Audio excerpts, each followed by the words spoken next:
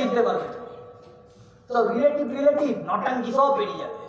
অনেকে বলে আমার মামা যা বলে আমি তাই করি। তোর মামা কে?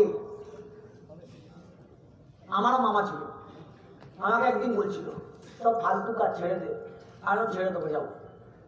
তারপর কি করবো? বলে কি করবি, লাইফে কিছু কর। তাহলে কেমন গান্ডু হবো। ছেড়েও দিতে বলছে, তারপরে আবার ডিসাইডও করতে পারছে না কি করতে বলবে। আর এদের পাল্লায় আমরা পড়ি।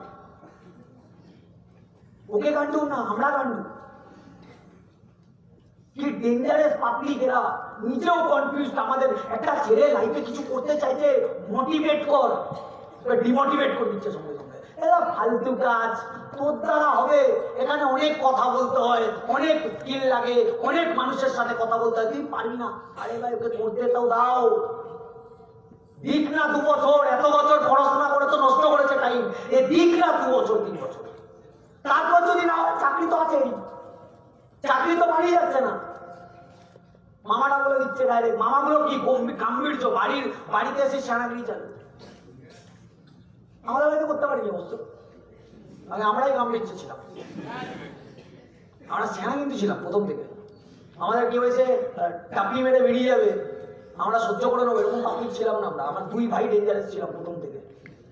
আমার মামা এসে বলছে সব ছাড়, আমি ছেড়ে দেবো। তারপর বলছে অন্য কিছু কর। আমি কি করবো বলো?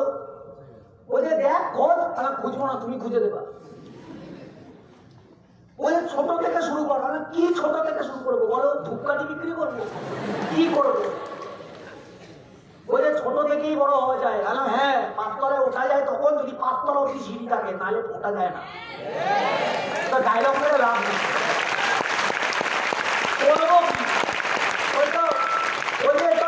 তারপর তোর সাথে আমি কথা বলবো না, নাহলে তোর সাথে কথা বলবো না। আমি বলছি তুমি আমার বাড়িতে বসে আছো,